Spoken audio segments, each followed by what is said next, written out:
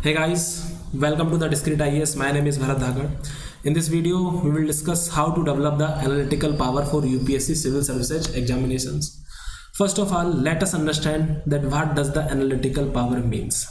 It means understanding a issue with 360-degree approach. It means you have to understand the issue in totality. That means you have to develop the big picture of that issue. With multiple thematic dimensions. Now the question is that how to develop the analytical power. The process is defined here. First of all, you have to do the reasoning. आपको खुद से reasoning करनी है उस issue के regarding, और reasoning करने की अप्रोच क्या है? अप्रोच है 5W plus H.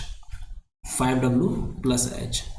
5W means what, where, why, when, like that, and how. This is the 5W plus H approach for reasoning. ये करने के बाद आपको क्रिटिकल थिंकिंग करनी है. क्रिटिकल थिंकिंग करने के लिए आपको रिटन रिकॉर्ड्स का सहायता लेना पड़ेगा.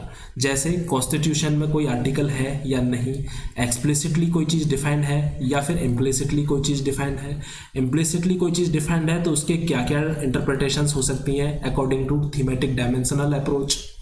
ये सब करने के बाद आपको फाइनली इनके बेसिस पे प्रोज एंड कॉन्स डिफाइन करने हैं कि ये चीज़ रिटन है या अनरिटन है या फिर ऐसा ऐसा होना चाहिए. This is the critical thinking. उसके बाद आपको इसके बेसिस पे रीजनिंग और क्रिटिकल थिंकिंग के बेसिस पे आपको थॉट्स डेवलप करने हैं कि कंप्लीट बिग पिक्चर अभी तक ये कहती है कि ये इश्यू इस वजह से अराइज हो रहा है, ये फ्लॉज हैं आपके रिटर्न रिकॉर्ड्स में, या फिर ये चीज़ें वहाँ से माइनस होनी चाहिए या प्लस होनी चाहिए.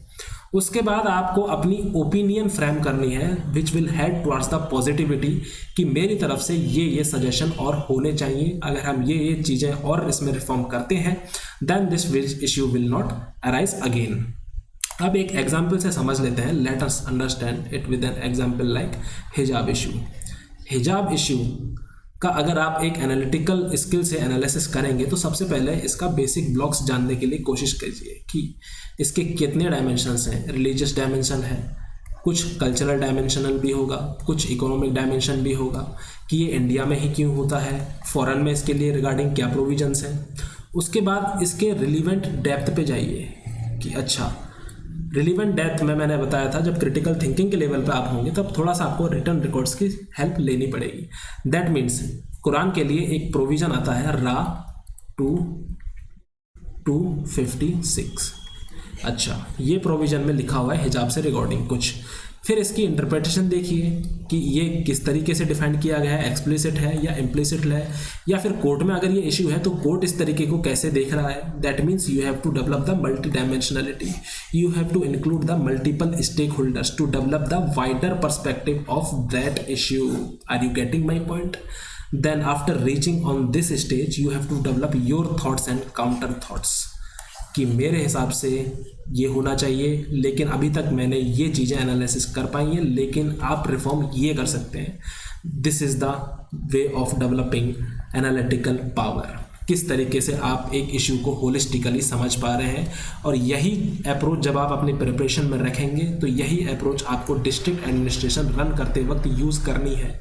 That is why the UPSC demands the analytical skills in prelims and mains examinations. I hope the thing is clear now. Ending this video. Thank you so much.